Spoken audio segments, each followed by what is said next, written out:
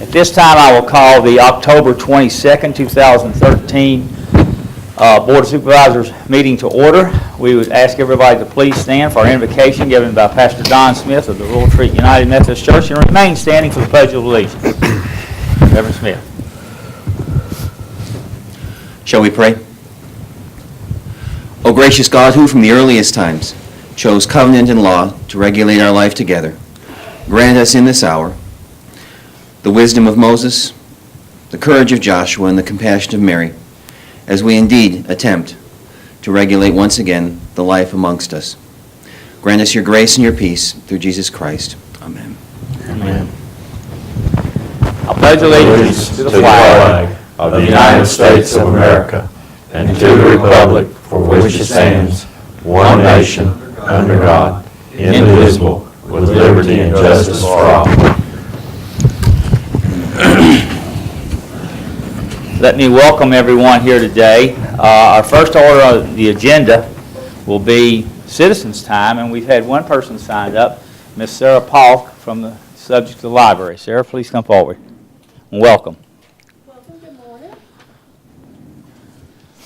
I read an email. Y'all had a little excitement over there. We did, and we appreciate all the help as usual, especially from Mr. Billy Bowers. Y'all have a gem in him, you honestly do.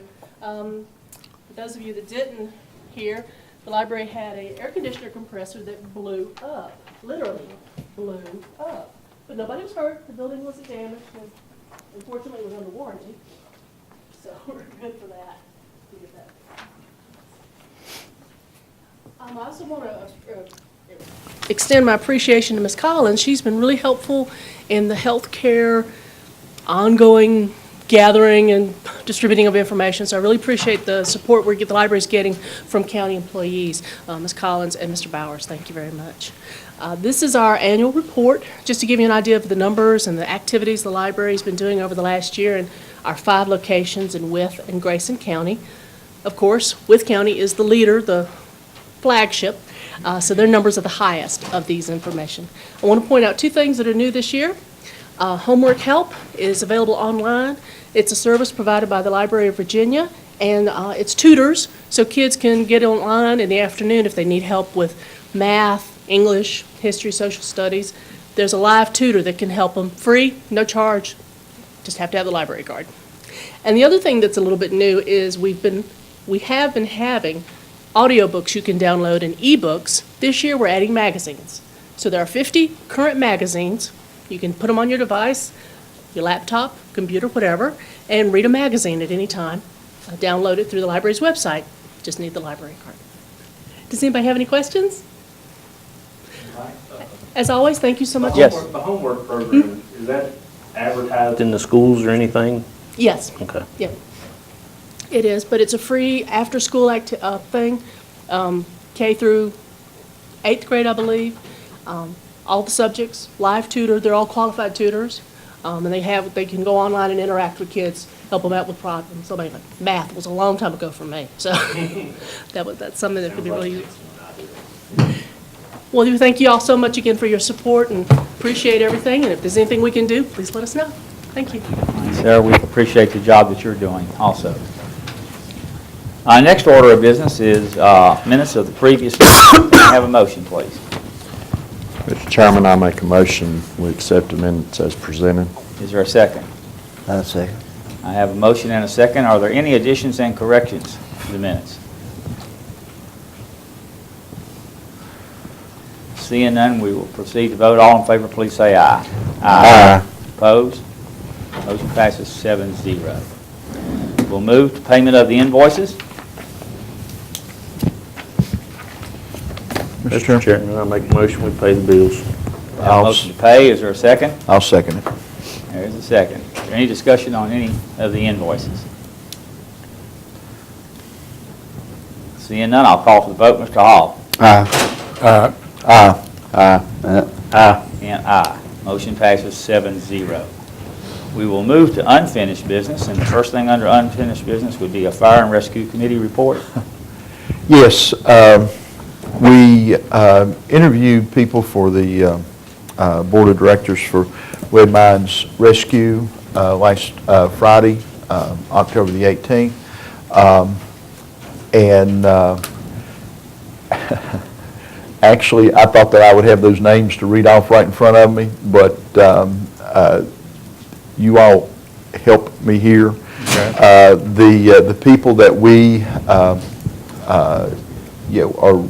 are recommending to the board are Mr. Mike Ingo, who is pastor at Draper Valley Pentecostal Holiness Church. Mr. James Armbruster, who is a local businessman. Mr. Robert Walk, who has quite a bit of experience in fire and rescue. Ms. Teresa Hagee, who is a business owner and has a strong background in accounting. And yes, I'm sorry, Mr. Jeff Leinhardt, who is retired from the auto industry and has had extensive training in management and conflict resolution and that sort of thing. So those are the 5 people that we would like to recommend to the board, and ask that those nominations be confirmed so that we can move forward with setting up this board of directors and getting a captain on board and start taking applications to get lead mines back up and running. Okay. Coming from committee, it would need no second. Would anyone like to discuss any name or go to a closed session? Have any problem with anything? I see no comments. Call for a vote. Mr. Horny? Aye. Aye. Aye. And aye. We will accept this as the new board of directors for the Lead Mine Rescue Squad. Thank you. We'll now go to reports. Sam?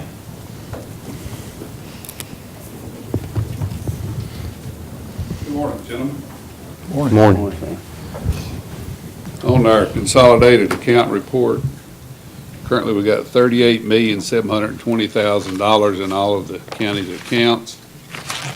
Our general fund balance, let me get the right page, is $19,636,000. And our collections for our local taxes, in the first couple of weeks we've had it, we've taken in $996,946. About 5% of our budget we've taken in the first couple of weeks. Hope that trend continues. Had a lot of comments and controversies. I guess maybe we shouldn't have sent that little slip out since we postponed that title and registration thing. It's just made it more confusing to people, but we already paid for it and had it printed, so, and I didn't think about taking it out, but I guess we should have probably taken that out. But it's confused some people. We've had some comments. One gentleman went to DMV and they didn't know what to tell him. He said, well, I'm just going to trash he had a trailer he hadn't used in 3 years, had permit tags on it. And he said, well, I'm just going to trash it. And the girl said, well, we have a form for that, but it costs you $50. So he kind of went off on me again over that. But so we had a meeting, Faye and I had a meeting with DMV last Tuesday morning for about 30 or 40 minutes. And so we can all be on the same page and tell people the same thing. We had Ginger come up from DMV and met with us. So that was kind of helpful. Hopefully it'll calm down a little bit, but we'll see. But we've had quite a few exonerations. I think yesterday I was doing them. We were up to like 316 exonerations already. And most of them are on cars that people have moved out of the county. They've sold a car, but they still got billed for it and things like that. So it's going to be interesting. Higher to normal. Is that about? It's a little higher. I didn't really compare, Faith. You got it. Last year, we didn't have a total probably of 300 exonerations. So that's a lot higher. that's a lot higher. Okay. Yeah. We kind of thought so. The first 2 weeks, so. Uh-huh. So it's interesting, needless to say. Gary had a comment. Want to make sure I understand and kind of clarify, because I've had some phone calls, had a guy stop by and see me. Everything right now is just as it was last year. You know, the only license fee is on registered vehicles. That part's correct, yeah. Okay. And the exemption for the small trailers are still in effect. No. That's not in effect, nor is the fire department exemption in effect, and we've caught a little grief over that.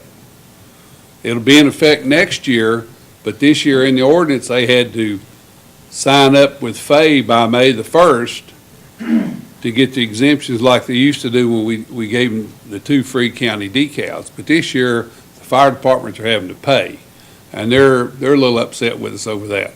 Well, I haven't had any calls about that, but I had, one person stop by to say that they had a trailer that they had never paid, a decal fee or license fee on, and I told him that, now, am I wrong in telling him that I thought that when we delayed that ordinance, that was part of that ordinance?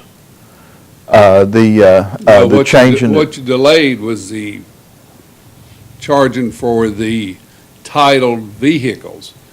The rest of the ordinance, my understanding, stood, but see, the trailer was taken out of that last edition of the ordinance.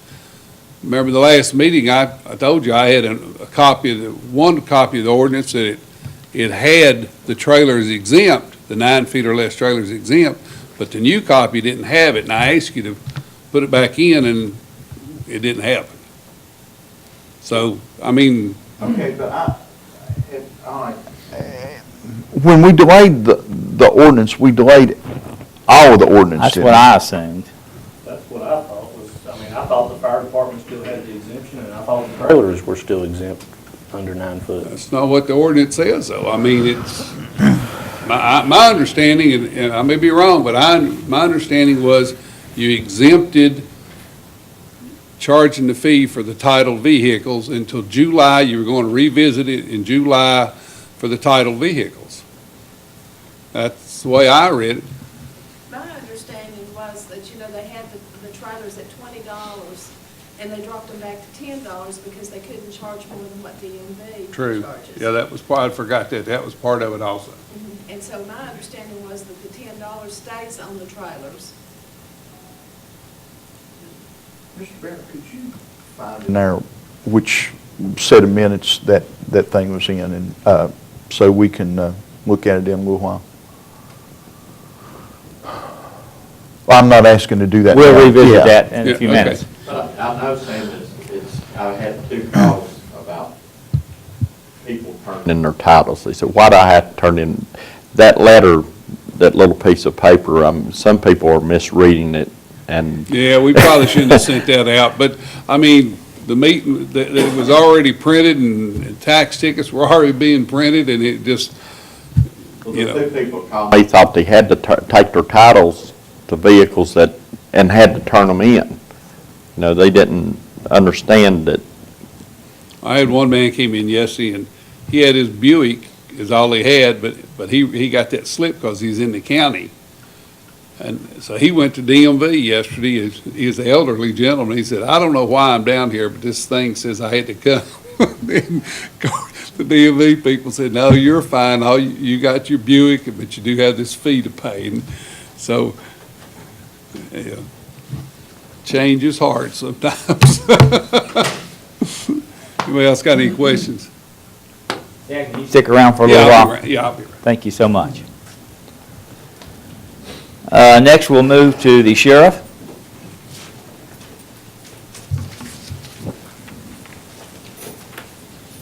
Good morning again. Just a few items.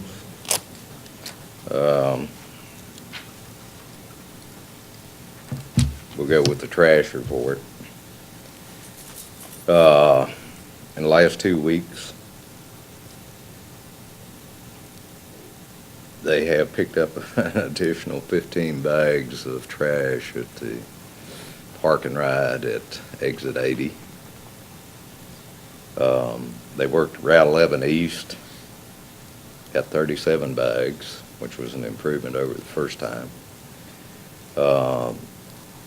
Exit 80, 77, and 84, a little bit better. They picked up 36 bags, but that's still a tremendous amount of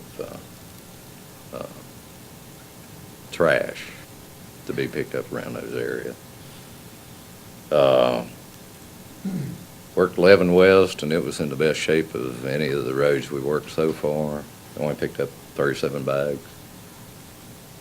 Our total to date, since we started the program, 19,920 pounds of trash. And that's it for the trash report. But, yes. I know you picked up on Pepper's Ferry, the orange bags are still there. Still there. He called, apparently this paving deal that backed up everything has put them behind. Route 11 East is still the same thing. They're still sitting there. But they have been notified that the trash is there. And if you tried to get home last night on exit 81, anybody, or I-81, anybody, you sat in traffic for a couple hours because of the paving they were doing on I-77. And then they had a wreck during the traffic backup. So last time I saw it, they had about a 5-mile backup, 3 lanes. How soon was the wreck our fire truck? No, that was a separate wreck. The first wreck was a car and a trailer, tractor trailer. And then responding to that is when the fire truck had a small collision.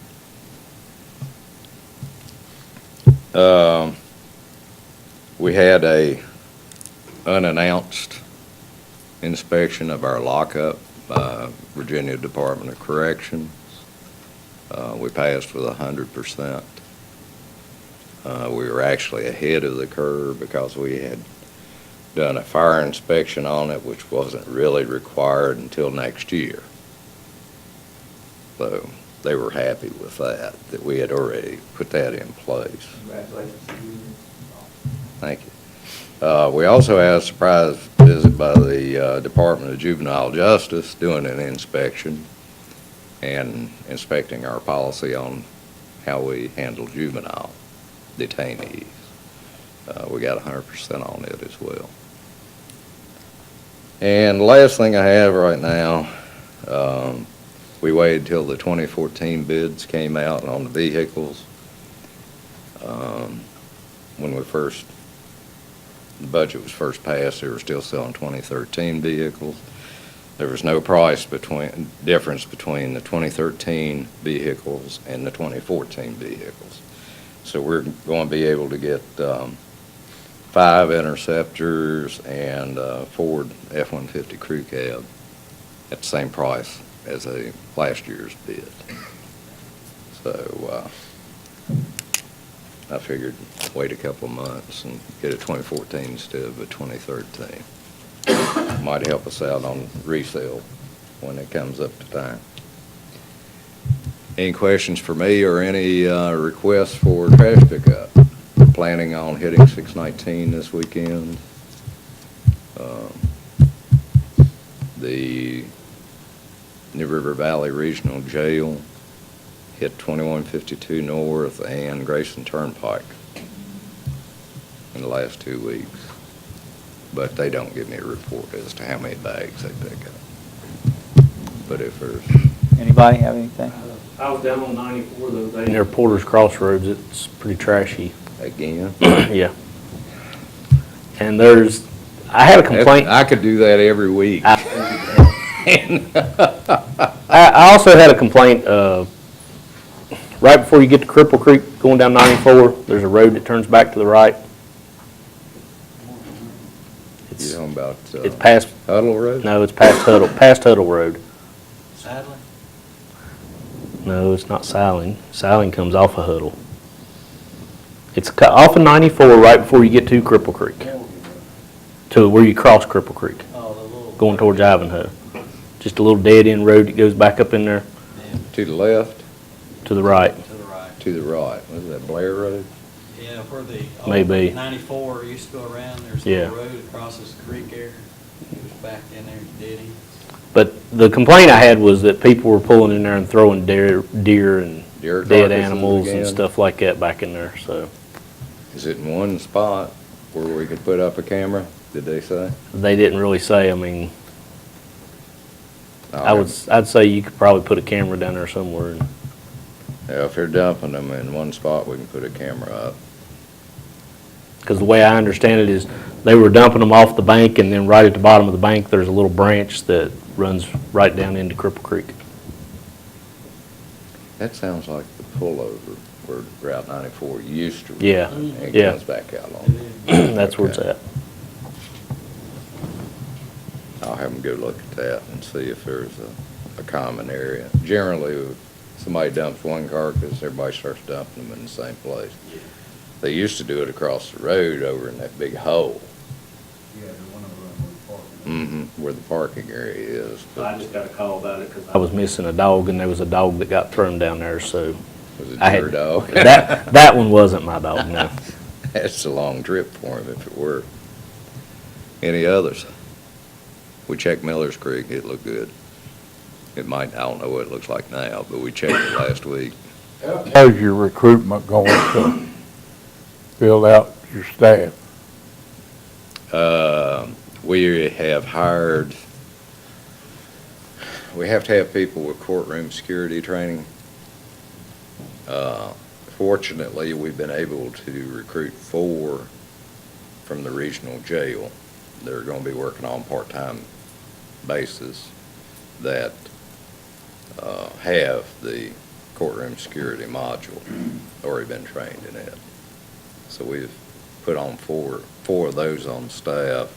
It's starting to come back together. Having to cut back on the hours of the original group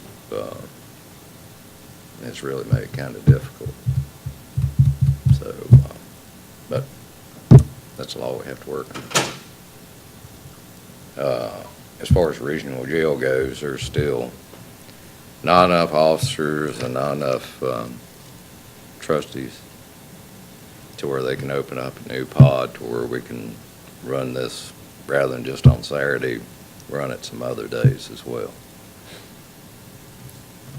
But we have had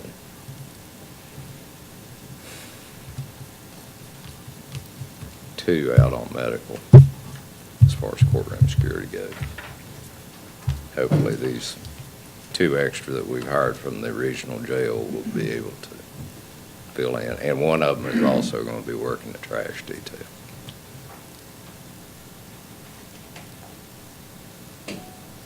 Anything else?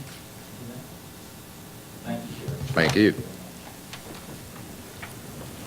All right, we'll move to Board of Supervisors reports. Mr. Byer, are you ready to report back to Mr. Hausman?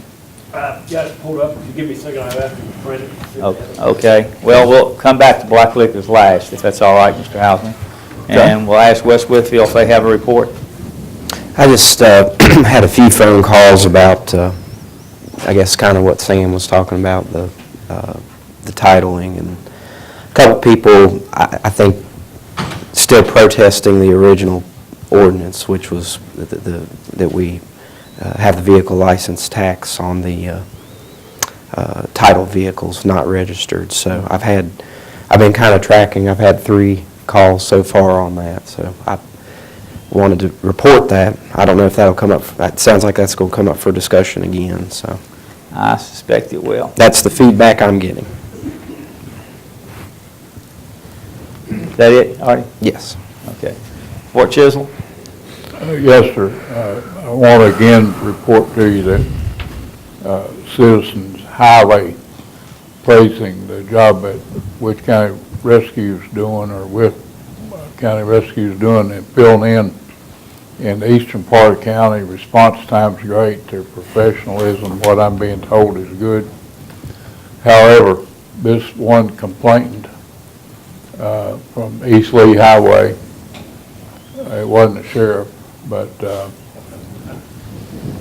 we need to establish in everybody's mind that this thing of which hospital you got to go to. And I asked JD, and he says everything east and north, whichever way you look at it, from the Love's truck stop there, can go to Pulaski if they has to. This woman has always lived in the lower end of the county. She's always had her doctor there. And we just need to understand that and let folks know it.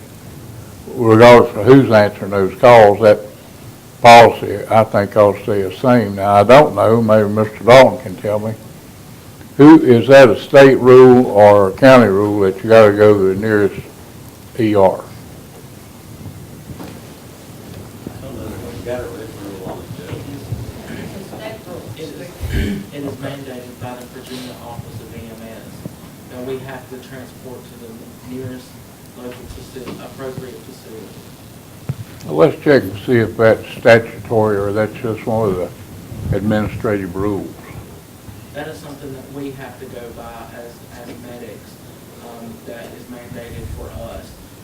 If we have a patient at exit 80 that wants to go to Pulaski, we have to take them to the closest appropriate facility, which would be Whitfield, because it is 12 miles from exit 80 to Wythe County Hospital. It is 22 miles from exit 80 to Pulaski ER. Well, let's discuss that just a minute. This is something that ought to be worked out in committee, I know, but the whole board's not privy to the discussion. Most of the time, if you transport somebody to a trauma center or to a hospital, you expect them to have people there to help them. And if you move somebody 12 miles to a place that then's got to call and wait for a helicopter and transport a heart patient especially, or a stroke patient, there's just no common sense in that. That you're delaying it, 30 to 45 minutes if after you get to the ER they got to call for a helicopter. And in a lot of cases, people don't have that time. You've lost the opportunity. So I'd like to look into whether that's a rule or an administrative rule or whether it's statutory. Well, excuse me, it looks to me like it would fall under the nearest appropriate facility if someone is exhibiting, heart problems. It does no good to take them to a hospital that doesn't have a cardiologist. That's the whole point. Well, so I mean, transfer station. Right. Well, so I think that in that case, that would meet the standards of that that rule or mandate. I think that's one of those things, these guys don't know when they pick up a patient, they know what hospital, they probably don't know what the standard of care, who's on call. Inappropriate, I think, I agree with Mr. Haslund, that appropriate, if you got something that can't be fixed at one and can be at the other, most appropriate state. But if you're just on the answer the call, I think they're bound, unless there's more information provided to them, they're bound by what the state law is saying. So I think we've got to determine, maybe we need to work with the hospitals and find out what appropriate care they can provide for each incident, so that they can have those directions. As a rescue squad, we are mandated, of course, by the Office of EMS, which is then, divided into different EMS councils. We fall under the Southwest EMS Council, which has their own set of protocols that we have to abide by. And they are the ones that have set these regulations that we have to go by. But, may I? Yeah. But Jeff, it still says the nearest appropriate facility. Yes, sir. Okay. Well, back to the geographics. I don't believe that all of Wythe County is 22 miles from the Pulaski Hospital. I know that the eastern districts are not. If you picked up somebody at Barron Springs, the logical thing is to go to Pulaski. Yes, sir. If you pick up somebody at Grimm's Forge, if you comply with that rule, you would automatically take them to Pulaski. That's not the way it is. They have to ask you to take them to Pulaski. It's what these citizens have told me. This lady had to wait for y'all to call, and I assume you called JD, and he said transport her to Pulaski. That's another delay, and I just want you to establish where that magic line is in reality, like with a GPS location, instead of thinking from y'all's headquarters here in Wythe, it might be 22 miles to Pulaski, but It is 22 miles from exit 80 to Pulaski Emergency Room. okay.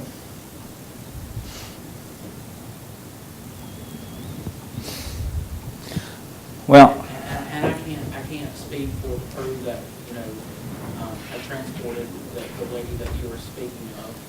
But, you know, automatically, I mean, being, if she, me personally, I just speak for myself as a medic, if we were that close to Pulaski Hospital, I would have transported her to Pulaski Hospital automatically, being that we were that close. We were closer to Pulaski than Whitfield.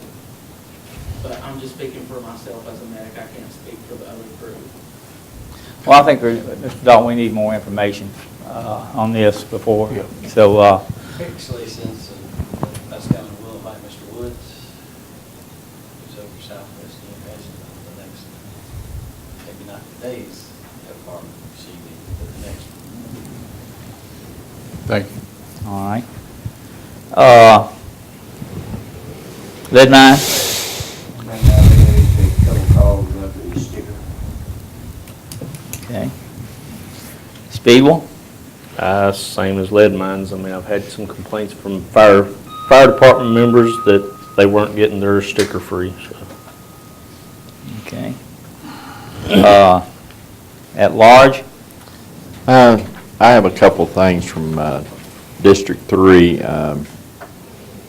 Home heating assistance is gearing up. Local Department of Social Services are accepting applications for winter heating assistance.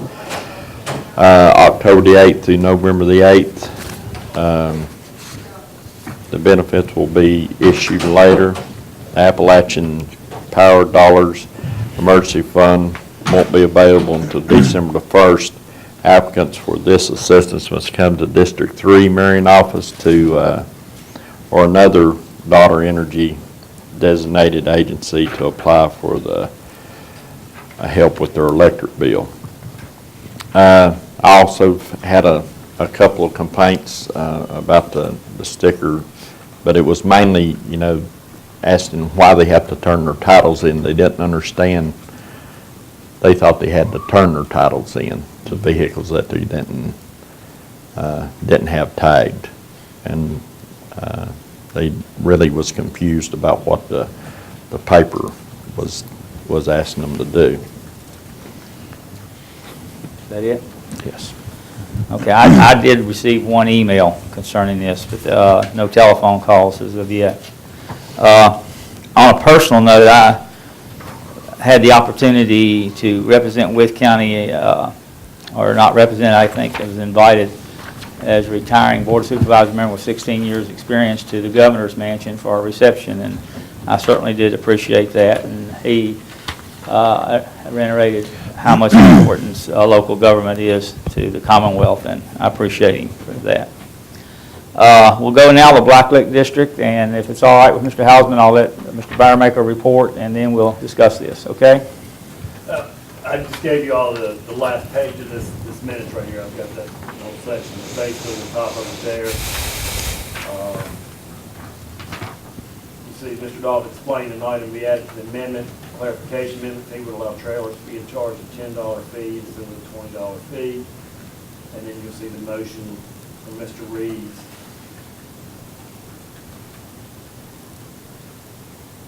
In the third paragraph there. Well, and if I can, I'd like to read that. So Mr. Crockett noted that in a previous draft ordinance, the license fee was not assessed on trailers less than 9 feet in length. He added that those trailers were exempt in the previous ordinance and did not require a sticker. Supervisor Reeves made a motion, seconded by Supervisor Hill, to adopt amendment number 1 to ordinance 2012-06, motor vehicle and trailer license ordinance, which would delay the effective date of the ordinance until July 1st, 2014, to allow citizens time to clear their Department of Motor Vehicle records, as well as allow the fee for trailers to remain at $10 as they were previously. So the way I read that, that means that nothing has changed. That's the way I would That's interpret the way it. I would read it. So that if a trailer was exempt last year, it's exempt this year until July the 1st, 2014. Is that the way the board interprets that? Because I want to make sure when I call these people back that I'm telling them the right thing. I concur with you, Mr. Hall. Mr. Hale, Yes. Yes. gentlemen. Mr. Twain, Yeah, I mean, to me, it says the effective date of the ordinance, so I mean, the ordinance that we passed earlier doesn't go in effect until next year. Right. So therefore, we have to go. Sam, is that clear for you now? Is that right? Not really.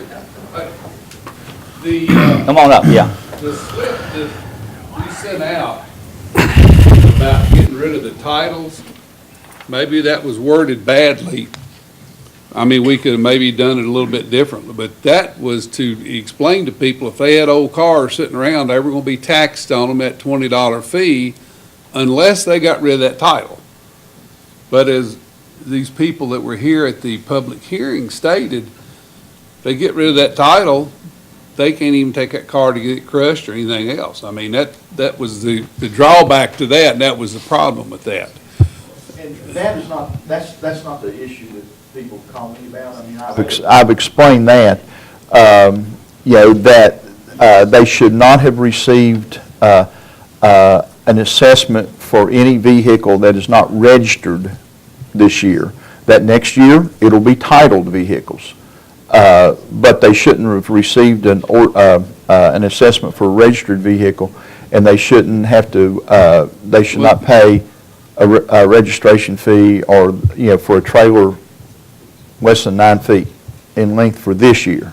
Well, I'm sorry, I took that differently, that because I asked if we were going to exempt the 9-foot trailers, and I don't think it was even answered, but we went back to, they were assessed at $10 instead of $20 like was in that last copy of the ordinance.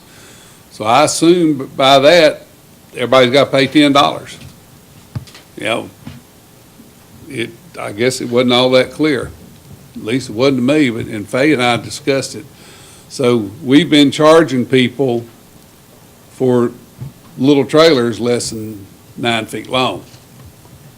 And we're also charging fire and rescue people that have come in and paid because the ordinance stated that they had to turn in a sheet to the commissioner by, I think, May 1st. Well, the code Virginia only allows you to give them one license fee anyway, exemption. Yeah. So when you said you give them two, Well, you can't give them two anyway because you're breaking the code of Virginia. we've done that for a long time. We've violated it. I guess I'll be hauled off one of these days. But I mean. But I guess the question, Mr. Houseman asked me this same question Friday. With the interpretation, the way the minutes sort of read, the ordinance was delayed until July the 1st of next year, which I think I wanted, that's the way the motion was. Right. I still read it. But on the opposite side, we did not, you brought it up, but the board didn't change it to exempt the small trailers from paying the $10 in the future. From the ordinance when it goes into effect. Yeah. But the Right. ordinance isn't in effect until next year, right? Well, according to that motion, July 14. I mean, July 14. Yes, so short trailers are not exempt when this goes into effect. But as per this motion and, in the affirmative vote, then everything is as it was last year. Well, then why are we charging everybody putting $20 for cars on their tax tickets? Because that's for next year. That's the point Fay and I brought up a long time ago. We are taxing people on cars that have not been assessed. That's why we've got 300 exonerations. People owned a car, they sold it, they move out of the county.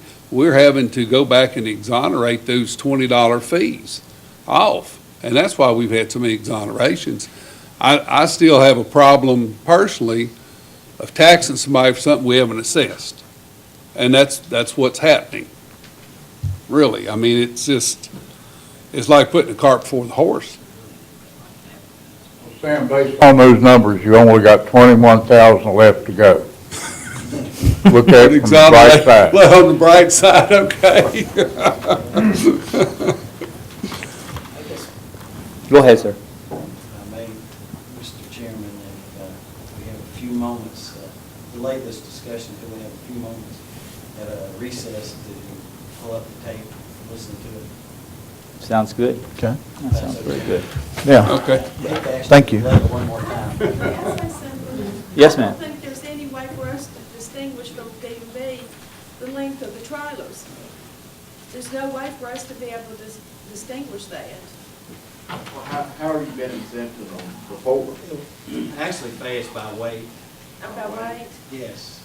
Remember we printed out last time and handed I knew out there was no way of weight. 0 to 1,500 pounds is $18, and that's the reason we said, but there is no link.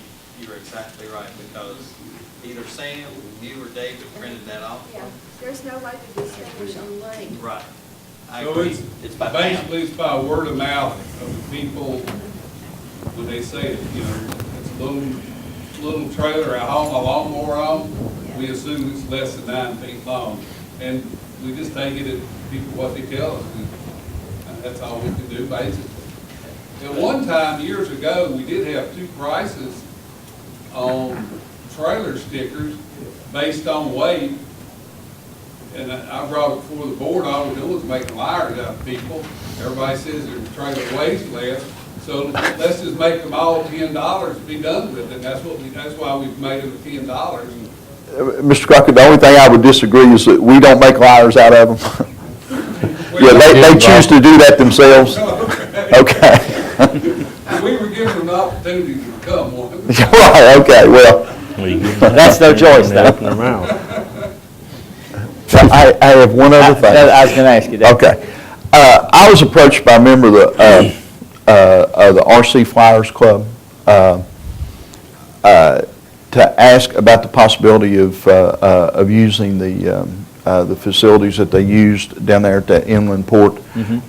Again, I mean, I think that all the dumping is done. There's not anything, going on, right now. I talked to them about, one of the problems that we heard was flying over lane. They said that they could restrict that and not fly over lane enterprises. But, to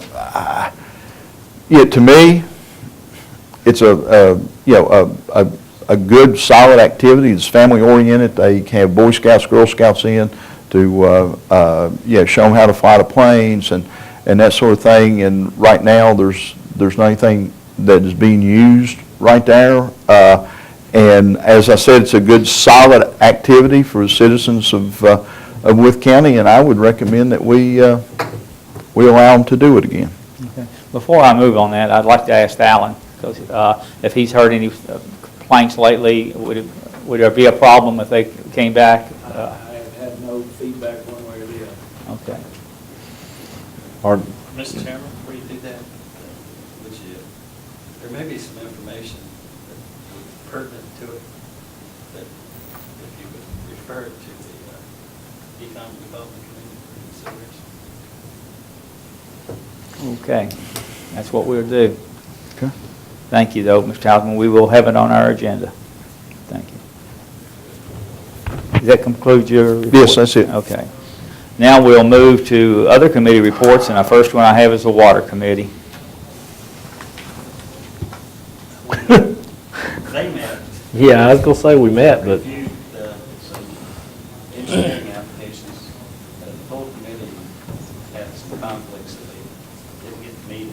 retired, so there's really no report to make. Okay, no report at this time. Had me confused. I thought we came up with a report that I didn't know about. Mr. Chairman, can I ask something of the Water Committee? I know we changed the hookup fees to sewer back to the $350, but how about the capacity fee? It remained the same. Remains the same at $500, okay. Okay. All right, County Administrator report. Mr. Chairman, if it'd be okay, I just defer my report later. We have some other people here. Okay, I noticed some people come in with Alan. I assume they might be with the rest home facility. Yes, sir. If it's all right with everybody, I will move to that at this time. And then also, I'd like to talk to agriculture people and have you all out to that, okay? So we'll change the agenda a little bit, and then we'll take our break. All right, Alan, you come forth. Thank you, Mr. Chairman, and appreciate the opportunity to be before you today. Representatives of the Smith Packet organization have requested an opportunity to share a presentation with you, and I think we'll request that perhaps you endorse the addition of, or the need for a facility here in the community that would serve the area that they'll be talking about. So at this time, we do have a presentation. Is that available, Martha?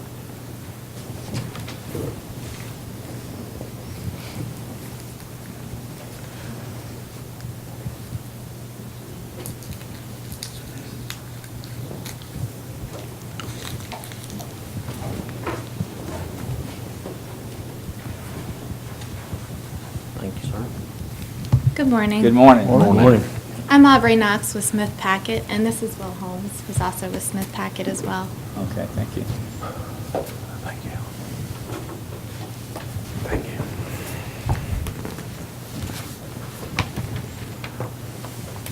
I think we had an opportunity, a lot of this was in our packets, and we read it already, but that's good. Go over it again. I like a hard copy. I don't like this thing at all.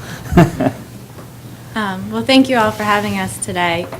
This is our presentation, but it is also in your packets as well as a handout with a little bit of information about Smith Packet as well.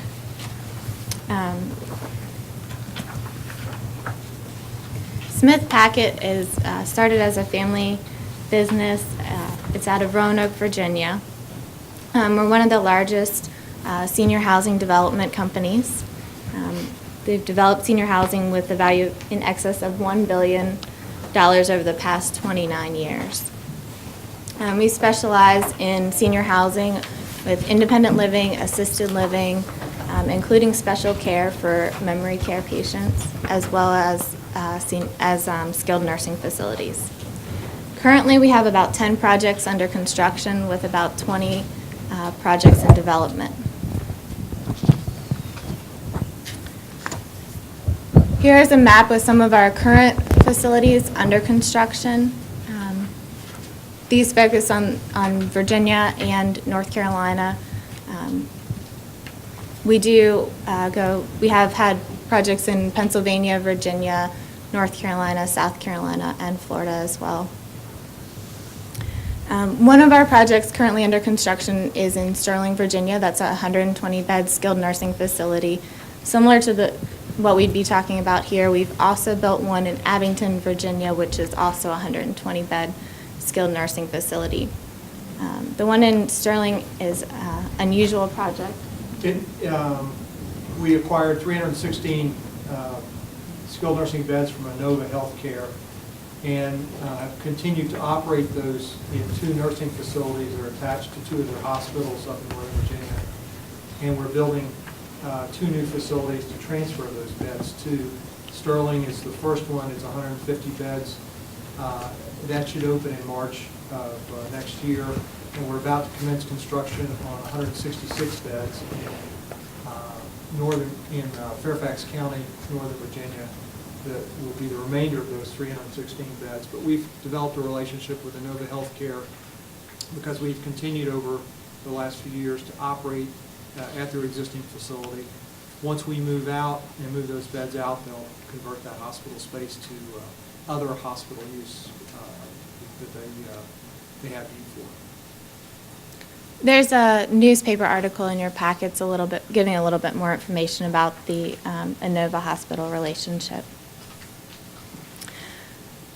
The skilled nursing facility we're hoping to build in Wythe County would be a 120-bed facility.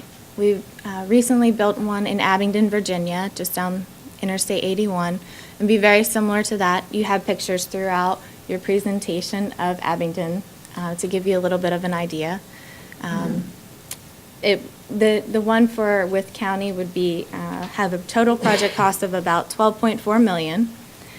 It will have a large, modern physical therapy space and also private rooms as well.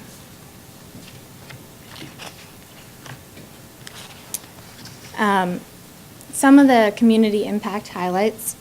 This is a certificate of public need process, so we need to work with the state in order to acquire the license for these beds. It is a great community need to provide the need for the skilled nursing services here. It will bring about 100 to 120 full-time positions here to Wythe County. The estimated annual real estate tax revenue would be $130,000. And we would also look for the community support and to build relationships within the community. The economic impact, this is an example of 108 jobs. To break out the jobs to show you what type of jobs, there would be about 6 administrative positions, 8 therapists, 24 nurse, 45 CNAs, and 25 various other positions as well. That picture also was of a physical therapy space in the Abingdon, Virginia skilled nursing facility as well.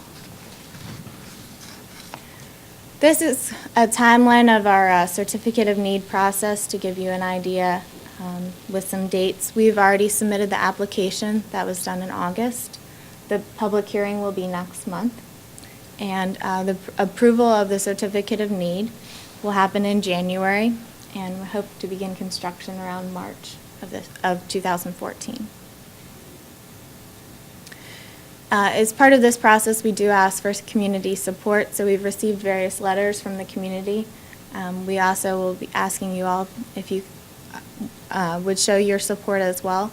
This is an example of a letter we received from the Chamber of Commerce, also giving their support.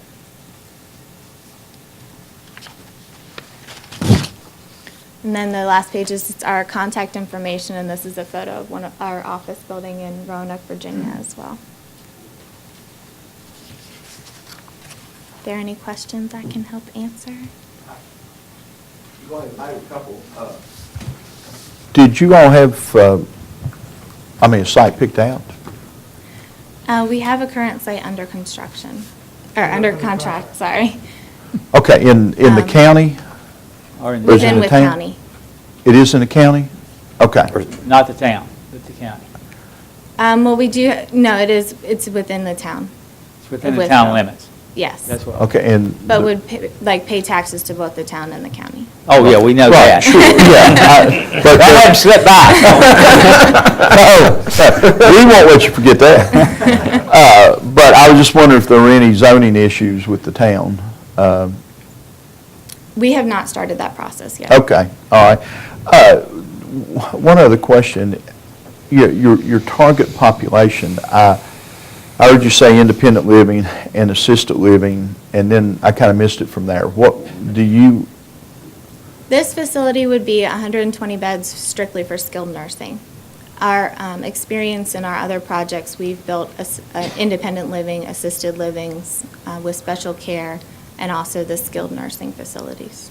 Okay, so you're saying that this is not an independent assisted living? Correct. This would just be for skilled nursing. Okay. All right, so Alzheimer's patients, and you accept those? There's memory care, Alzheimer's in assisted living, and then there's also memory care in skilled nursing. So at a more advanced stage of Alzheimer's or memory care illness, you would be in the skilled nursing. Okay, well, the reason I ask is certainly you all know that that's one of the biggest concerns that, people have about, their elderly, relations, mom and dad and, that sort of thing. Okay. So basically today, are you asking us for anything other than maybe a letter of support or what? Yeah, we would like for your support to have the nursing facility come to this area. Okay. And Mr. Chairman, I think Mr. Dalton had a question. Yes, sir. I'm sorry, Mr. Jones. Could you explain your process of how you identified all these different locations and in the process that you went through of coming up that there was a real need in Wythe County in this area? Well, we look at the demographics and we also look at the number of beds currently within an area. And this is part of a large planning district that the state identifies. So we had to stay within the planning district, which identified specific counties. It's Galax, Bristol, Washington County, Wythe County. I think I'm missing one as well. Bland County, thank you. So that was the target area, and then we looked at the number of current beds and versus the need projected out to 2016. We identified Wythe County would need beds, wouldn't have enough beds to satisfy their need. So you would draw from that whole area that you identified to be a potential. That was the area we're limited to geographically, but in terms of where the feasibility demand focuses, it'd be a smaller area than that, more localized. But we've got to demonstrate to the state, well, the state's not going to let us have a license to build here unless there's demonstrated need. And so this application process we're going through with the state, they've actually already identified that there's unmet demand or unmet need in this area, and therefore they would like to see that need met. We're transferring this. This is an existing license that's being transferred from Bristol that where there is more supply of beds than there is need. And so from the state standpoint, this would be a good thing to be able to go from an oversupplied area to an undersupplied area. So are you purchasing those beds in Bristol and moving to this area? Yes. Any other questions? Yes, Yeah. I have one. Yeah. If you run into a problem where you have this site, what have you got other sites that you've looked at We in the county, or is it going to be in a region? we're focused in the county and the town area, and we have identified. We go through a process where we identify sites. So there are alternatives if we run into zoning issues that we would go to. But our goal is to try and stay in this areas where we see a need. We also like to try stay in proximity to the hospital that's serving the region. That's kind of the criteria we're looking at. Where's the need and where's the hospital when we're looking for sites.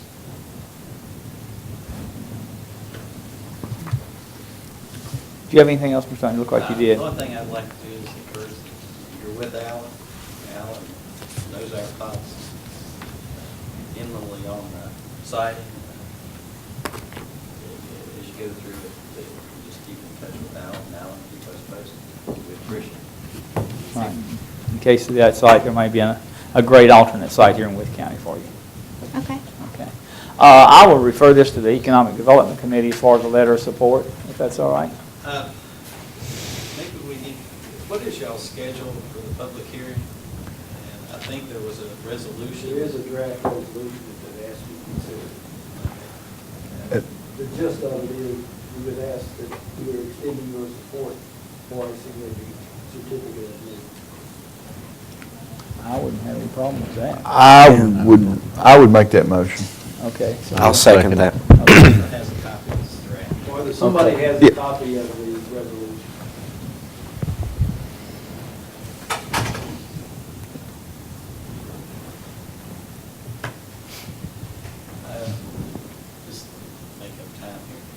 have you identified that there's enough of these skilled people already within our community, or is there a training program of how we go about having enough people at the skill level for our community?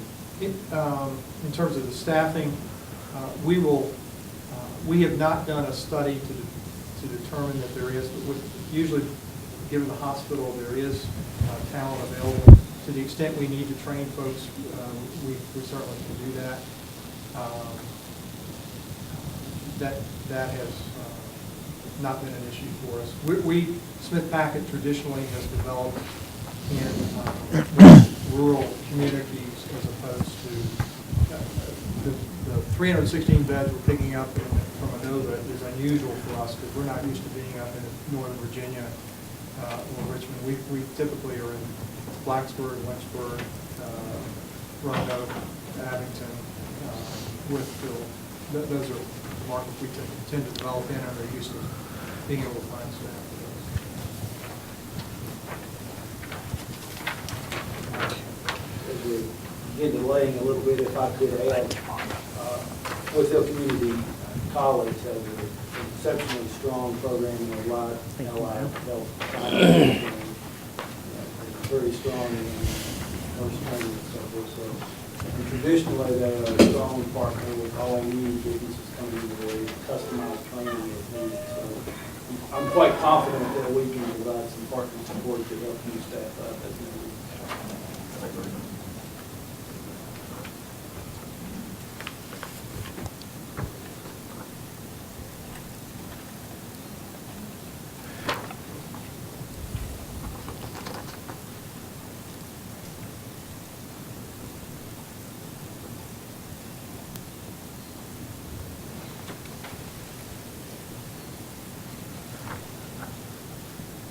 Mr. Chairman, I would move that we adopt this resolution of support by the Board of Supervisors.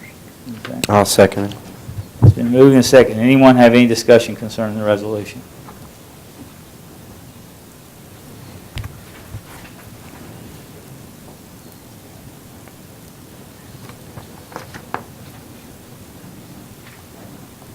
I see our attorney is scanning it very closely, so we'll. I'm good. You're good? Okay. We're not sure about that. Okay. I have a motion and a second. Is there any discussion? Seeing none, since it is a resolution, I'll have a roll call vote. Mr. Horny? Aye. Aye. Aye. Aye. And aye. The resolution passes 7-0. Thank you all. Thank you all very much. All right. Thank you. We will now hear a report from the Agricultural Exposition Center. It says here Mark Muncy, but none of you look like Mark Muncy, so Sorry. Are you trying to be a close second?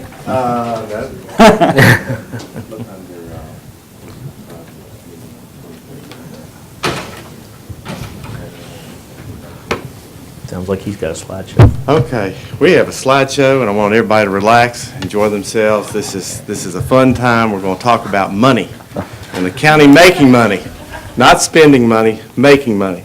It might be in the long term, but anyway, we will make money at this. And for some of you, this presentation is one that you've seen before. It's been tweaked and updated and changed, and we come before you every couple of years just to, let you know that we're still alive and still out here kicking. Do we have a picture yet? We're waiting. Okay.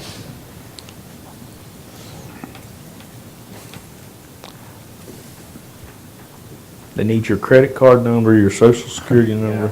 I did turn my cell phone off there. All right, we're up. Okay. As some of you remember, in the past, this is kind of what it looked like, or has looked like for several years now, as the Appalachian Agriculture Exposition Center. This is what we have proposed, and in the second. Could you get those lights right there beside you? Would that make it? Yeah, that helps a lot. Thanks. Yeah, we did put them in color this year, so they are, and they'll be blue. Basically, a classic tree-lined farmstead-style entry with gravel road, meadows, and pasture-style parking, and an approach to gabled arena area natural light and traditional barn-like feel. It's going to be in the heart of Southwest Virginia, which is Wythe County. Next slide. And we've turned all this information into you. You do have a copy of the feasibility study, our 5013 status and that sort of thing. But just to review, between 250 to 1,500 visitors are expected each week throughout this center. The economic impact to the regions based on similar centers is estimated to be around $5 million. The Appalachian Agriculture Exposition Center will employ approximately staff of 5 people, 40-plus additional workers. And then as it becomes fully utilized, and all these will be new positions for our county. Next slide. Basically, what we're trying to do here is we try to have a facility. The site that we are currently looking at has plenty of natural views. It's going to have a 3,000-seat indoor main arena, barns to accommodate 200 horse stalls, indoor practice and riding rink, gravel and grass general parking for RVs, horse trailers, vendors, utilities, future expansion opportunities. And as I was sitting here this morning, I was listening to the need for the model airplane group. This would provide an opportunity for them, that sort of thing, those kind of groups to come in, utilize the facilities on a part-time basis. And also in the Walter State arena that we have modeled this one after, during the, since it's a huge leveled area, during the weekdays, when there's not events there, they use it for soccer practice. So it's totally utilizable by county residents for different things. Next slide. Starting in 1998, this idea was surfaced in the Planning Commission. That was back when the Mount Rogers was doing our capital improvements plan, and they put it in from 1998 to 2003, funded it at the $3 to $8 million mark. In 2003, Wythe County took over the capital improvements plan projections, and from that point, from 2003 on, it was funded at $4 million. For 15 years, it's kind of just been, we just pushed this thing back. We just pushed it back. Originally, the date of completion, starting in 1998, the date of completion was supposed to be 2008. From that point, about 2006, there was a group of us that met and felt like there was a need. We knew it was in the capital improvements plan. We started working slowly but diligently, and we have continued to work for 7 years on this project.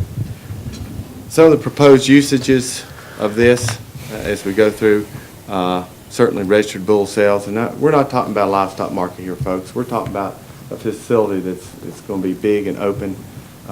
Dairy shows. Next slide.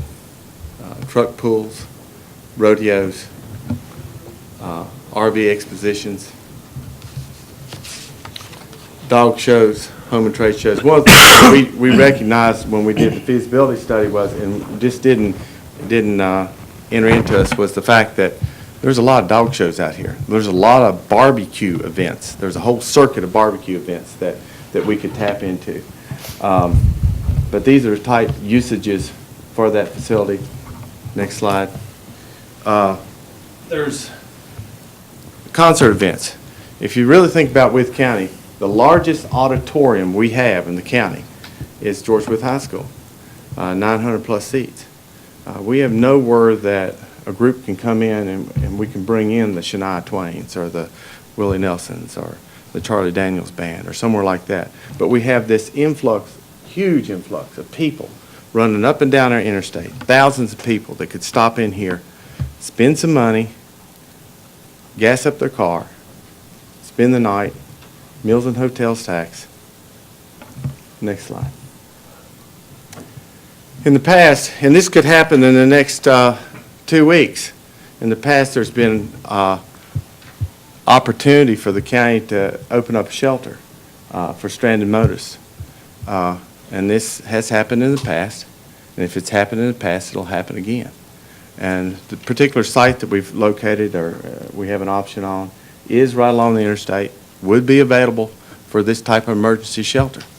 And it would have, you know, space to accommodate a lot of people. Next slide. In the past 7 years since we began, we've received the 5013 status. We've done an economic development plan, completed a market and financial feasibility study, and completed a plan to develop this particular thing. So we've done our homework. You know, it's taken time, it's taken money. Next slide. Basically, by placing the Ag Expo Center on the section of the interstate corridor between the two exits that we're talking about, exit 77 and exit 80, we can entice potential hotel and restaurant business, which from an economic development standpoint creates income through meals and hotels tax. It's essentially capturing income for the county from the thousands of vehicles that pass through Wythe County on a daily basis. In my line of business, where I milk cows, this is a whole group of cows moving through my barn that never get milked. And that, on my thinking of this is terrible. I mean, we're allowing this to go on, and it's there. We need to tap into it. Next slide. Now, back in February of this year, we'd asked the county, we'd him hauled around and asked them to help us with some engineering work. We looked at 5 different sites within the county. One of the sites we identified was a 35-acre site up along the interstate between the two exits. It actually, when we did a survey, and we have paid for a survey, and we do have an option on this property. We've purchased an option, we've done a survey. When we did the survey, instead of 35 acres, as Peed and Boytz came up with, it was a 42-acre site. Total pad area of about 980,000 square feet, 23 acres. To grade the site would be about 150,000 cubic yards. The parking area would be 458,000 square feet. Parking available would be about 1,500 spaces. Site development per cubic yard would be about $1.5 million to level the site. Taking information from Virginia Tech and what it would cost to build the first phase of it, which would be the main arena building, that would be another $1.5 million. The excess road. Now, we know that all of you have talked to VDOT about this excess road. And this excess road has been one in which VDOT said would cost upwards $1.6 million. Well, when we heard that figure, we thought, well, that's a deal killer. We can't do this. But being that one of our members was in the construction industry and had been for years, he did discuss it with a couple of his friends. And those projections can be lowered considerably. And I think most of you know that VDOT inflated that greatly. We're estimating, and this is an estimate, of somewhere between $274,000 and $400,000 for the excess road into the site. Eric, how long is that excess road? About 2,500 feet, I think. Right. Yes, Mr. Barrett concurs. Current money is available. Back in 2005 or so, the Southwest Horsemen Association sold a piece of property out here on the west end of town. That's the money we've been kind of operating off of to buy a $30,000 feasibility study from Virginia Tech. Wythe County Farm Bureau recently said that they would put in $50,000. This is enough money to purchase the property, flat out. We've discussed this with Virginia Farm Bureau. They have talked in terms of $150,000. Tobacco Commission, we have submitted grants to them in the past. We were to have submitted a grant to them recently with help of the county. I think y'all are familiar with what happened to that. There's also the Governor's Ag Opportunity Fund that we can tap into, and there's also Wythe County. Now, this thing will impact Wythe County. And that's why we're coming to you, or have come to you in the past, and will continue to give you an opportunity to help fund this thing. All right, next slide. Looking at the site above the interstate there, this is kind of the way it would look, how it would be configured. This was done by Pede and Bortz. Anyway, this is kind of how they would grade the site, put it in, put the road in. I do have some pictures. I think they will be coming up next. Yes. If you're familiar with the service road down next to Agnes and Dickie Davis, the green gate would be just to the right of this picture of that white fence. But this is the site that VDOT has established as the best access point to and from the property. There's a brick house to the left of what you're looking at. This is the area looking west. It's actually an alfalfa field. It's fairly level. Wouldn't require much grading at all, if any. Next slide. This is looking east, and the outlet mall is kind of that yellow reddish look out there, and the exit 80 area is right there in the foreground here. Next slide. That's looking south. That's right down on the, I think, Clayton Homes, mobile home. The interstate's right in front there. You're kind of sitting on top of a ridge top right there. And then the next slide. If you can imagine, we're standing on a hump. There's a kind of a valley. And then you see that other hump over there. The other hump was the alfalfa field. Basically what we'd have to do is grade into that low area. Of the 5 sites that we looked at for this project recently, this year, this one required the least amount of grading, the least amount of work as far as, and also if you can imagine from one of the previous pictures, if we can see the interstate from the site, that means 60,000 plus vehicles a day can see the interstate, or can see this facility from that. So therefore, it's simple and free advertising to have people drive by and see that. And if you've ever been down to Walter State, that's what catches your eye, these huge buildings off the side of the interstate there, and the development that has taken place because of that. Now, here comes for the good part. This is what we propose. We would like to create a public-private partnership, calling it the Appalachian Agriculture Exposition Authority. Working with rural development, and I think we've discussed it with rural development. Some of the other board members have discussed rural development. They are willing to loan money for this cause. We would like to borrow $4 million. We'd ask that the county service the debt for 10 years while this thing gets up and running. And at that time, the Ag Expo, after 10 years, we feel certain would be, according to projections, feasibility study of Virginia Tech, it would be up and running. We could take over the servicing of the debt. The one thing that we mimicked this after was the Old Dominion Center down in Pittsylvania County. Several counties put together a very similar package. They started after we did. They are up and running right now. They have a board of directors, a 501(c)(3) status. The one thing that in our discussion with them yesterday, with their unit director yesterday, was the fact that they underestimated one thing. They underestimated the usage of that facility.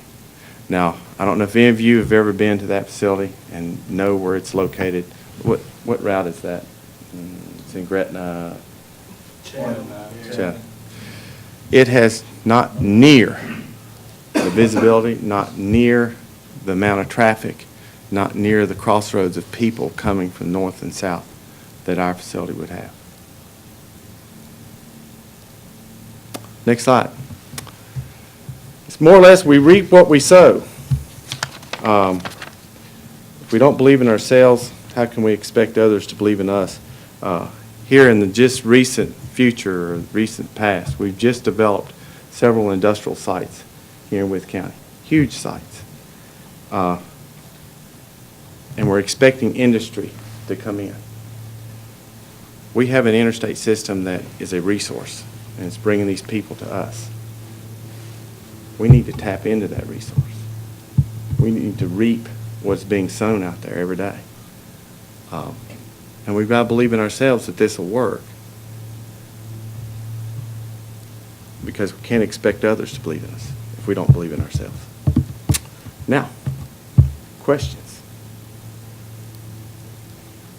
Any questions? May I ask what debt service on $4 million would be? It's about $48,000 per million, according to what the current rate is at rural development. So $200,000 a year, give or take.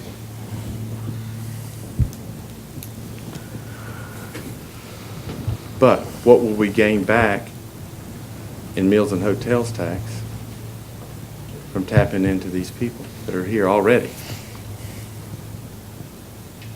And sure, it's not going to start out bringing that much money in. But as, you know, you have developed this corridor down along the interstate there and said that this is what we want to do. This is where we want development to occur. This could be the anchor to that sort of development. Mr. Chairman, you promised a break, and I suggest also that we have a short executive session for legal advice. Okay. Thank you. Thank you. Appreciate it. Can I ask one question, Eric? Yes, sir. What's the estimated construction time of I mean, what you're planning on at the very beginning? You mean like the grading, them, And the building, arena. the first arena building? You know, that's the question. I can't answer, I can't put a grasp on it. Y'all spent 3 years developing 165 acres down in the industrial park. We're talking about 42 acres here. We had Alan in charge, though, that helped. Okay. If you've got me in charge, it will take at least 2 years. But if you have someone much more capable than myself, maybe Mr. Hale could take this on as a pet project, but I would think a year. Okay, thank you. And I'm guessing. I'm pulling this figure out because I've never gotten that far yet. Any other questions? Okay. What we're going to do, we're going to take a break, and then at the end of the meeting, we'll go into closed session. I know we have a lot of citizens here, and I don't want to keep them here all day. We have one other person. We do? Rogers, if we could do that before we take a break. We certainly can, Sarah. Thank you, Eric. Good morning. Good morning. For those that might not know me, my name is Sara Beamer. I'm Director of Finance and Administrative Services for Mount Rogers Community Services Board. I thank you for the opportunity to bring before you this morning a request on behalf of Mount Rogers. Hopefully, you have in your packets a resolution with an attachment. I won't review that in detail, but to frame the context of why I'm here, if you will bear with me, I will read the first paragraph of Attachment 1. Section 37.2504 of the Code of Virginia relates to the powers and duties of community services boards. Item 11 under this section states that one power or duty of community services boards is to apply for and accept loans as authorized by the governing body of each city or county that established it. Mount Rogers Community Services Board is seeking authorization to enter into a $2 million loan to complete the following construction and renovation projects in Smith County. And those 4 projects are described for you in the attachment. If you have looked at the resolution, hopefully you can rest comfortably, particularly in the last whereas, that the board and the county understand and agree that no payments will be requested by the board from the county in connection with repayment of this loan, and that the obligation will not constitute a debt or pledge of the full faith and credit of the county and will not impose any liability on the county, nor is the requested authorization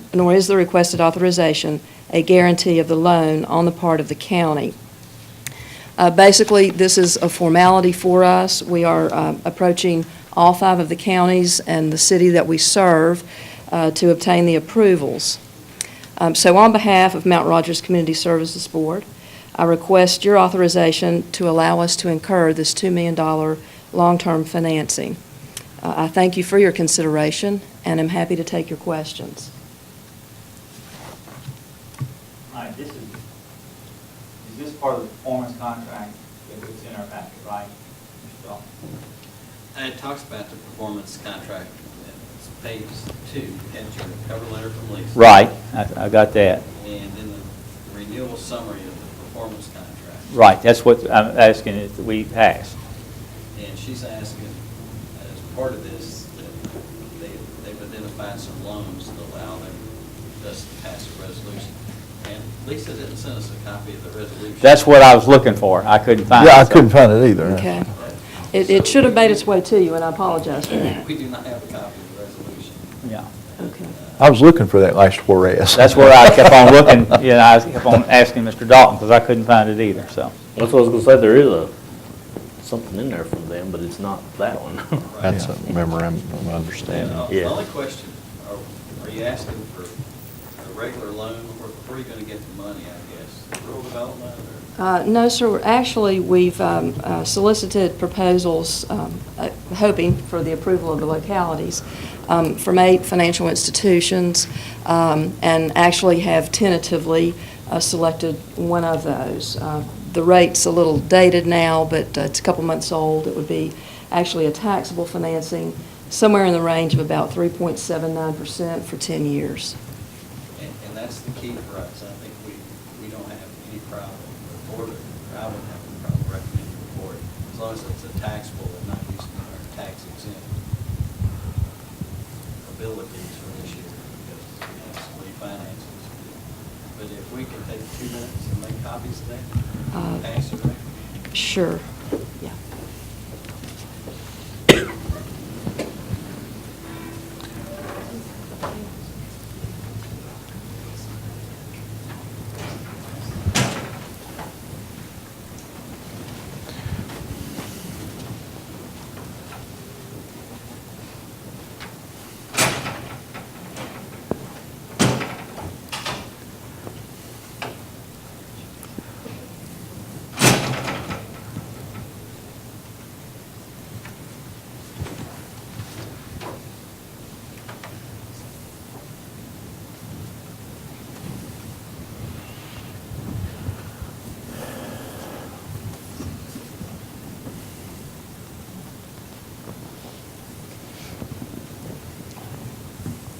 I was thinking that my iPad had swallowed it.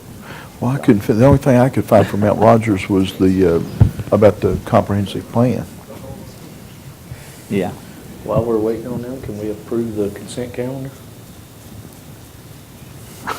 We can do anything, I tell you what. For 70 days, we can do anything you want to do. I'm just trying to get out of here. No offense, but I've got a horse to go bury. Well, I'm sorry to hear that. No, it ain't mine, but. Besides, it doesn't make you sorry. Is there anything in the consent calendar? Yeah, we'll go with the consent calendar. That's no big deal. We'll move on your agenda the consent calendar. It's under new business. We've been all over this agenda today anyway. Can I have a motion to approve the consent calendar? I would so move. All right, is there a second? It's been moved and seconded. Is there anything on the consent calendar that anyone would like to discuss or need more interpretation?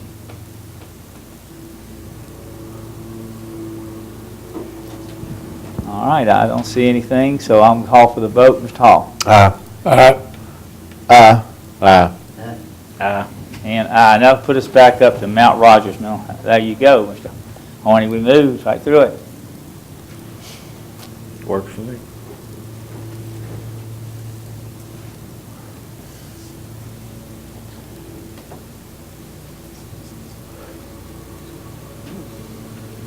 Oh, wait a minute.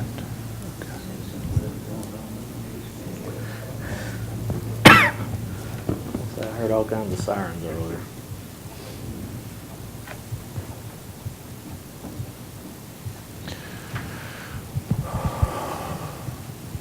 Mr. Chairman, since you were so nice to Mr. Paulk.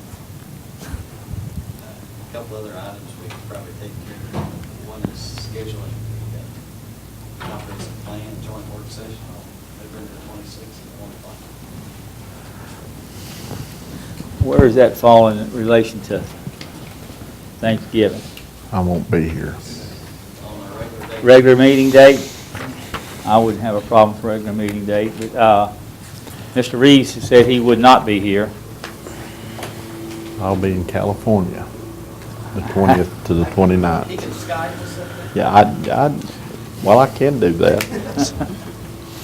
I will come back to We'll that. see if it works from California. You're looking at a resolution, I apologize, it says Grayson County at the top. We had emailed our information your way a couple of weeks ago, and I assumed you would have the proper resolution in front of you, so I apologize for that, but we'll be sure that we find where that's landed. But this is the resolution to which I was referring, and it also refers to an attachment that describes the 4 projects that we'll be constructing and renovating in Smith County.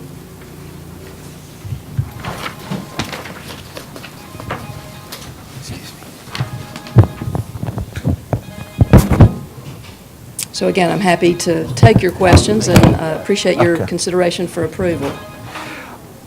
And let me clarify one thing, if I may. This does not limit our ability to borrow at all? No.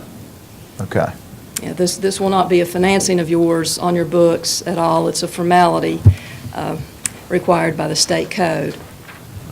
And I'm assuming, Ms. Beamer, that all the resolutions are the same, it's just a change of the Yes. name? To the names. And Okay.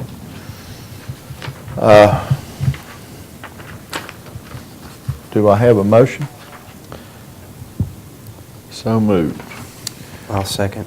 Okay, it's been moved and seconded that we adopt this resolution, certainly with the pursuant name change, to reflect Wythe County instead of Grayson County. Is there any discussion?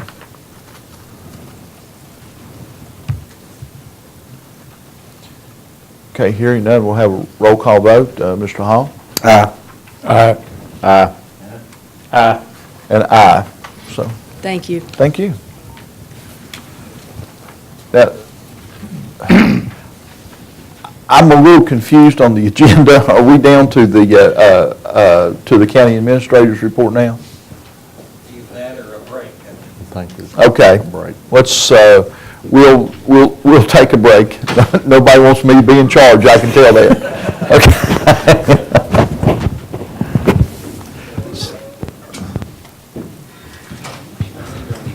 I'll make that motion.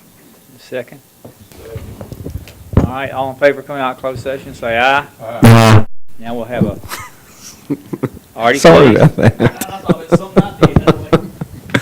Okay, certification, whereas the Wythe County Board of Supervisors has convened a closed meeting on this date pursuant to the affirmative recorded vote and in accordance with the provisions of the Virginia Freedom of Information Act, and whereas Section 2.2-3712 of the Code of Virginia requires a certification by the Wythe County Board of Supervisors that such a meeting was conducted in conformity with Virginia law. Now therefore be it resolved that the Wythe County Board of Supervisors hereby certifies that to the best of each member's knowledge, only public business matters lawfully exempted from open meeting requirements by Virginia law were discussed in the closed meeting to which this certification resolution applies, and only such public business matters as were identified in the motion convening the closed meeting were heard, discussed, or considered by the Wythe County Board of Supervisors.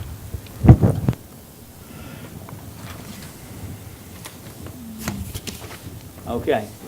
You need a second for Second to that? that, I'll yeah. second that. I was reading an email, I apologize. All right. I so certify. How about you, Mr. Hardy? I so certify. I so certify. I so certify. I so certify. I so certify. I so certify. Thank you very much. Any other business? We will adjourn. Thank you for your attendance.